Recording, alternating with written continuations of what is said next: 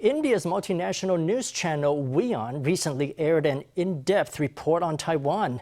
The 15-minute program has elicited an angry response from the Chinese embassy in India, telling Indian media to adhere to the One China principle and avoid sending wrong messages to the public.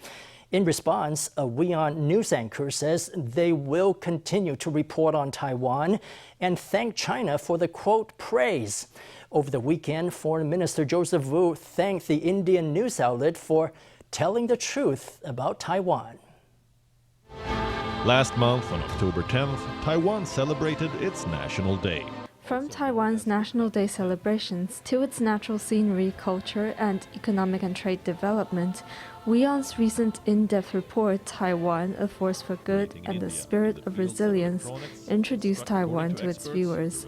It included an interview with Taiwan's representative in India, Ger Baushuan, so that the Indian public could gain a better understanding of the island nation.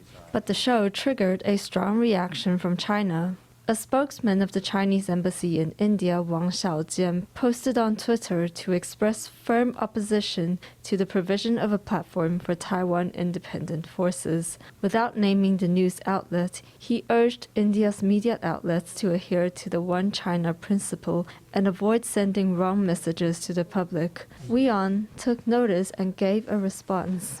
If Beijing hates us, rest assured we are doing something right. We have consistently reported on Taiwan, invited rather, many Taiwanese leaders on our shows. And we will continue to do so. Here's our message to Beijing. Keep watching our reports, keep tracking our shows, keep releasing statements, because there is no better praise for our work. Foreign Affairs Minister Joseph Wu took to Twitter on Saturday to thank WION. Bravo for telling the truth about Taiwan, while the communists are incapable of telling the truth, Wu wrote. The bottom line is that the PRC doesn't rule over Taiwan, not for a single day. Yo Zhiwei, who goes by the moniker Yo India, is the Taiwanese reporter who has spent 8 years in India. She said the Sino-Indian border dispute has raised anti-Chinese sentiment in Indian society, thereby increasing the public's attention on Taiwan. In the past, when you saw Indian media reporting on Taiwan, it's probably mentioned in passing.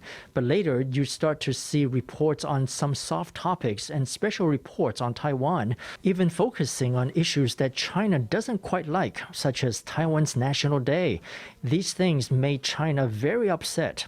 And once China got upset, how did India respond? They were very pleased. The public sentiment and the media sentiment reflect the governmental and political sentiments.